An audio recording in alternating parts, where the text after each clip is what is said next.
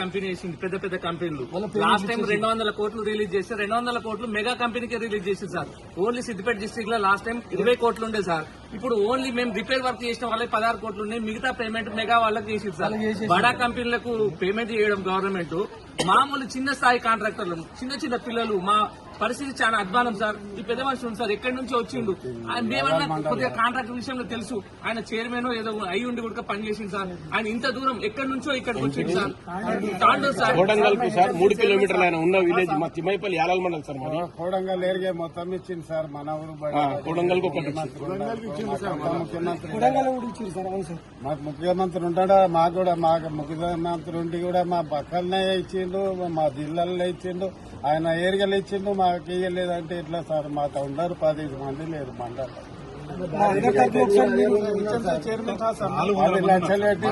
10 లక్షలు పెట్టి 2 ఏళ్ళ సార్ మిత్తి కట్టి 25 ఏళ్ళు కడుతున్నాను. నెల కట్టి ఇప్పుడు 3-4 లక్షలు అక్కడనే అవుతాయి సార్. అవి వచ్చితే కూడా ఇప్పుడు 8 లక్షలు వస్తాయి. 8 లక్షలు వస్తే మేము 3 లక్షలు మిత్తిలకే అవుతాయి, మిత్తిలకే అవుతాయి. బయట తెచ్చి కట్టినా सर मेरे प्रेशर डाल के ऑफिसर में प्रेशर डाल के मेरे काम करो बोल कराए सर. आज मैं खर्चा लाके वहां से यहाँ से मिट्टी से लाके आज मैं खर्चा लाके काम करा सर. आज मेरा बच्चा अब्राड जाने के लिए पैसे नहीं है सर. इतना 29 लाख आना है सर मेरे को. आप लोगों की मोहब्बत में, आप लोगों की टीआरएस की मोहब्बत में हम लोग काम करें सर. लेकिन ये हमारे ऊपर हमारे दुश्मनी रखे, हम टीआरएस वाले हैं नो बोल के काम, ये बिल नहीं देना, ये इंसाफ नहीं है साहब. ये आप लोग इंसाफ करना కాంగ్రెస్ వాళ్ళకి మన పేమెంట్ వచ్చింది. 8 నెలలకి నేను పేమెంట్ ఇచ్చేసాడు. నేను పోయి అడిగితే మీకు కాంగ్రెస్ లో ఎవరు కొంతమంది ఇస్తామని చెప్పి ఆయన చెప్పాడు. నేను సపోర్ట్ సార్ ఇంతకుముందు మాజీ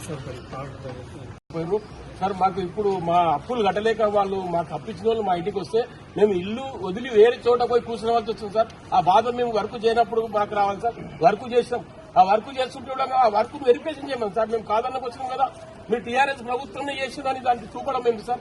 చూపి టీఆర్ఎస్ ప్రభుత్వం చేసిన, కాంగ్రెస్ ప్రభుత్వం చేసిన, ఏ ప్రభుత్వం ఉండొచ్చు, టీఆర్ఎస్ ప్రభుత్వం చేసిన వర్క్ అన్ని వాడుకుంటాం. మరి మన ఊరు మన పని ఎందుకు దానికి పేమెంట్ ఏం చెప్పొచ్చింది సార్? ఏ కలెక్టర్ అంటే మాకు తెలియదు, బై సీఎం నడుకుంటూ అంటారు.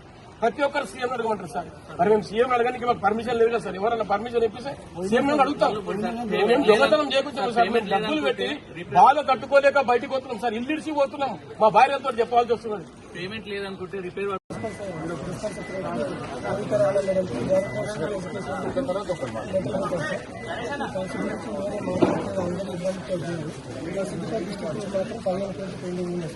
ఆల్రెడీ మనం ఇనాగ్రేషన్ స్కూల్ వేసి స్కూల్ పిల్లలు కూడా వాడుకుంటున్నాం సార్. అయితే ఇందులో అవకతవకలు జరిగినాయని కూడా కొందరు అంటున్నారు. మేము ఆశిస్తాం చేసి దానికి సంబంధించిన ఆరు తీసి చేశారు, విజిలెన్స్ రిపోర్ట్ చేశారు. మేము చేసిన వర్క్ కూడా వేరే ఫోటోస్తో సహా ఉంది. అప్పుడు ఉన్నటువంటి కలెక్టర్ గారు ప్రిన్సిపల్ అందరూ కూడా విజిట్ చేయడం జరిగింది. ఈ ఆధ్వర్యంలో మేము ఇనాగ్రేషన్ కూడా చేయడం జరిగింది. కాబట్టి మేము పార్టీలకు సంబంధం లేకుండా మేము ఒక కాంట్రాక్టర్గా అందరినీ రిక్వెస్ట్ చేస్తున్నాం. మాకు బిల్స్ కావాలని చెప్పేసి మేము అడుగుతున్నాం సార్. మీ ద్వారా మా యొక్క సిద్దిపేట ఎమ్మెల్యే గారు, మాజీ మంత్రి గారి తరఫున మీకు ఒక రిప్రజెంటేటివ్ చేస్తున్నాం. మీరు కూడా మా దగ్గర ఒకసారి వీడియో టైం ఇంకా